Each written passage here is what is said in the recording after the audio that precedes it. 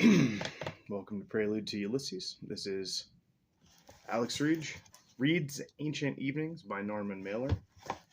We're in The Book of One Dead Man, Part 6. So far, a dead guy woke up in the chamber of Khufu Cheops, I believe, floated his way out down to a graveyard of Menenhedet II, where he explores the tomb a little bit, kind of wants to eat that person, but instead is offered all of the food of that it was going to save for it, that Menenhedet II was saving for its afterlife, all of its psychic food, and he eats and eats and eats, and then he sleeps next to Menenhedet II, has some more mummified dreamings, and comes to realize that he in himself is the Ka, or the dark double. I need to go through that again and write down what all the 7 things mean.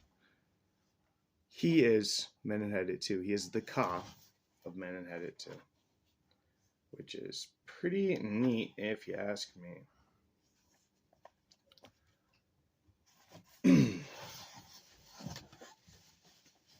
Part 6. So I could appreciate why I had no memory. If I was the double of Menenhedet II, as brave and petty as the original, I could still remember no more of him than was needed to give a proper expression to his features. A double, like a mirror, has no memory. I could only think of him as a friend, my closest friend. No wonder I wished to lie next to his mummy case. Yet if my recollections could offer no more feeling than is provided by a long scar on the skin, nonetheless I was myself. My face could still give others every delight. Had I ever made love to Hathfertiti? How could I know? But I felt no embarrassment to be thinking so of my mother. A mirror hardly had a mother. Why should I not be the coldest element of Minnie's heart? Yet, standing in the litter of my violated tomb, I knew that the balance to these loveless thoughts was the rage I felt for Hathfertiti.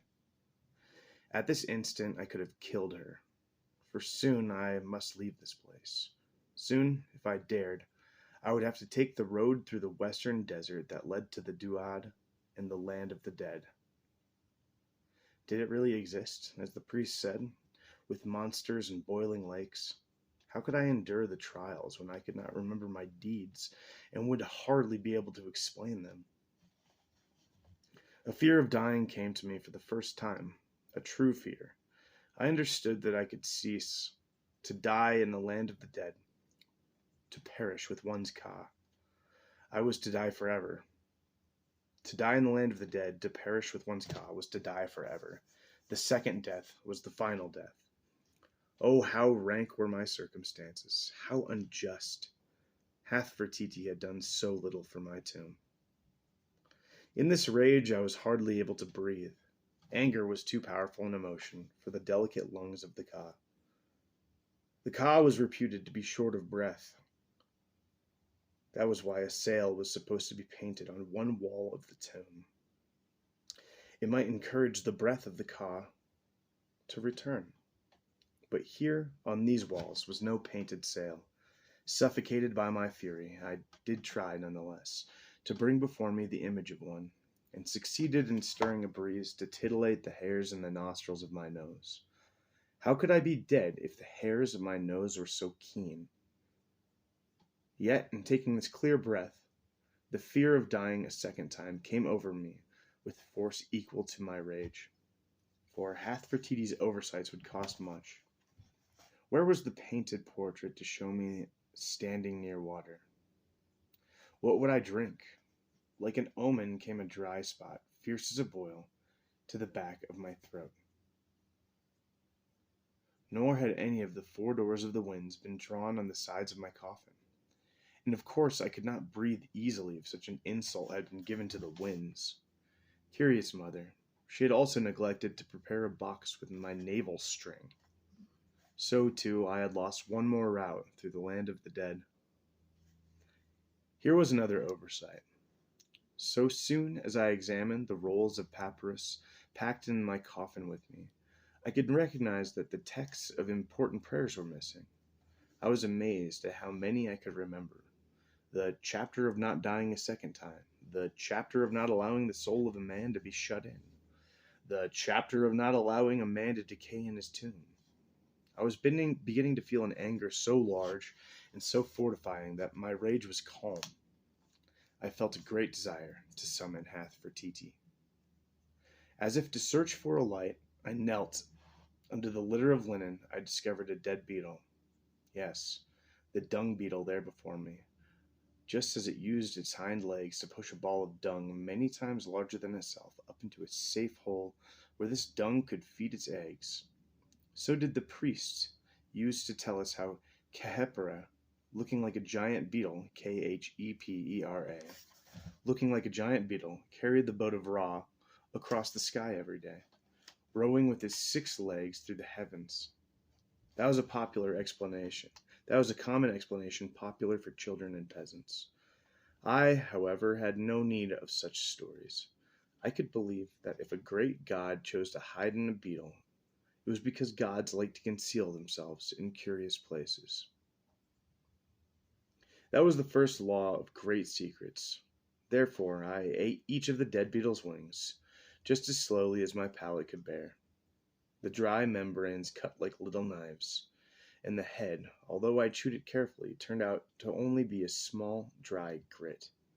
But I confess that as I swallowed, I tried to picture the head of Hathfertiti, calling upon no incantations, but most certainly filled with contempt for the iniquity of my mother. I said, "Great Khepera of the heavens, let justice prevail. Present me with the living Hathfertiti." Through my closed eyes, I felt a sudden light, and there was the muted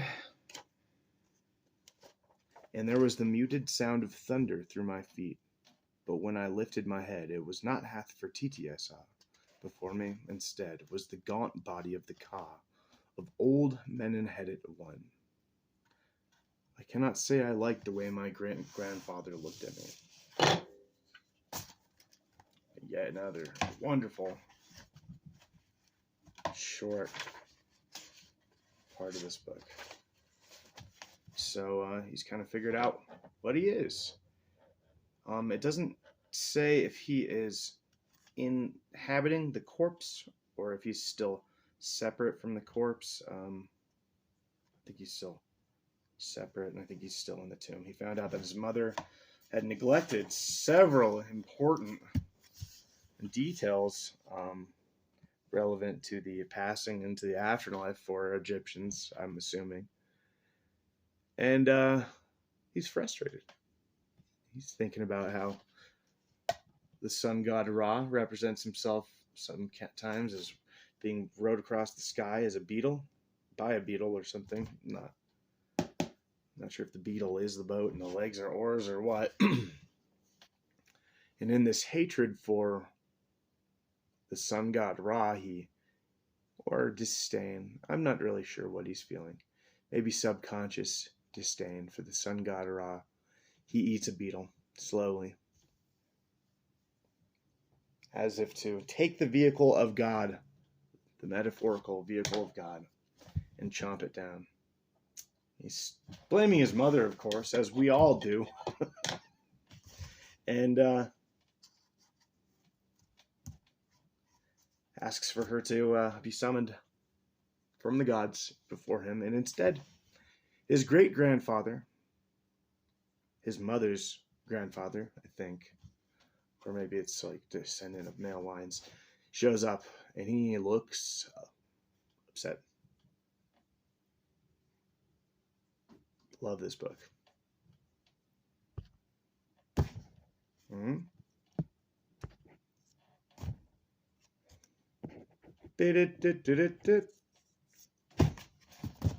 Turn it.